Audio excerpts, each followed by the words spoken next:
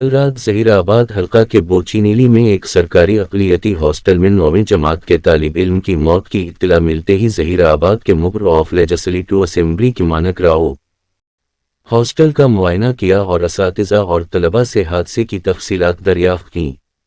इस मौका पर खिताब करते हुए मुख्य ऑफ लेजिस्लेटिव असेंबली मानक राव ने मुतवफ़्फ़ी तालिब इल्म के अहल खाना को हुकूमत की जानिब से एक्स ग्रेशिया का ऐलान किया और हुकूमत से मुतालबा किया कि वो लवाहिकीन को इमदाद फराहम करे। शिवकुमार మీడియా మిత్రులకు నమస్కారం। ఈరోజు తెలంగాణ రాష్ట్రం మైనారిటీ రెసిడెన్స్ స్కూల్కి ఏదైతే ఒక స్టూడెంట్ రాత్రి 9 గంటల ప్రాంతంలో చనిపోయిందని వార్త తెలియడంతో ఈరోజు రావడం జరిగింది। అక్కడ ఉన్న స్టాఫ్తో కూడా మాట్లాడాం। అది ప్రిన్సిపాల్ ఏమో ఆ బాడీ ఎంబడే డెడ్ బాడీ ఎంబడే ఉన్నది అని చెప్తున్నారు। మరి ఏదైతే ఈ అనుకోని విధంగా ఏదైతే జరిగిందో అది ఇంకా మరి ఇన్వెస్టిగేషన్ కూడా చేస్తారు, పోలీస్ డిపార్ట్మెంట్ చేయవచ్చు। కానీ జరగకూడదు ఒకటి జరిగింది। ఇదేంటంటే ఇక్కడ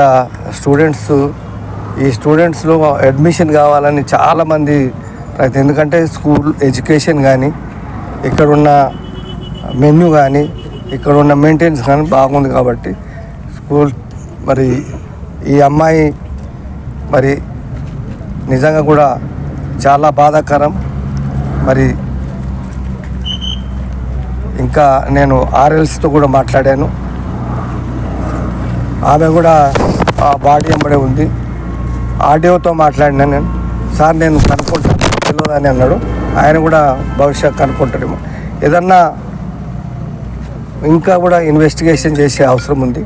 మరి వచ్చి ఆ తర్వాత ఏదన్నా జరిగితే తప్పకుండా ప్రభుత్వం తరఫు నుంచి మరి ఏదన్నా ఎక్స్గ్రేషియా కానీ ఇంకేదైనా విషయంలో ఉంటే తప్పకుండా ప్రభుత్వం తరఫున మేము కూడా మా తరఫు నుంచి కూడా సహకరిస్తాం, మా పార్టీ తరఫు నుంచి కూడా।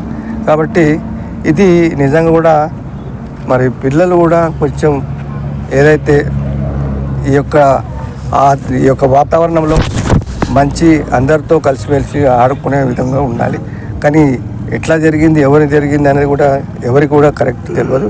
కాబట్టి ఇది ఇన్వెస్టిగేషన్ టీం వచ్చి ఇన్వెస్టిగేట్ చేసి రిపోర్ట్ ఇస్తారు। ఆ తర్వాతనే మరి యొక్క సెక్రటరీ కానీ గవర్నమెంట్ కానీ విన్నవించడం జరుగుతుంది। ఏదన్నా వారికి ఏదైతే ఎక్స్గ్రేషియా ఉన్నదో తప్పకుండా మన సెక్రటరీ టెంబరీస్ గురించి కూడా మాట్లాడడం జరుగుతుంది। కాబట్టి ఇది మరి స్టూడెంట్స్ కూడా మరి ఏం భయపడిన అవసరం లేదు, అన్ని విధాలుగా గవర్నమెంట్ మీకు అండగా ఉంటుంది।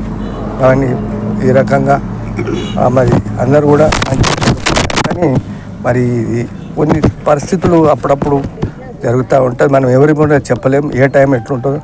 కాబట్టి ఇది అందరు బాగుండాలని ఆలోచిస్తూ మరి తల్లిదండ్రులు కూడా భయపడిన అవసరం లేదు, ఎందుకంటే కొంత విషయం కూడా తల్లిదండ్రులు కూడా అప్పుడప్పుడు కూడా మనం జాగ్రత్తలు చెప్పవలసిన వారి మీద కూడా ఉంది। కాబట్టి మరి ముఖ్యంగా టీచర్స్ కూడా వారి మీద ఉంది, వాళ్ళు కూడా అన్ని విధాలుగా ఇప్పుడు మేము టీచర్స్ని అడిగినాం, మేము అన్నీ కూడా జాగ్రత్తలు తీసుకుంటున్నాం సార్ అని చెప్తా ఉన్నారు।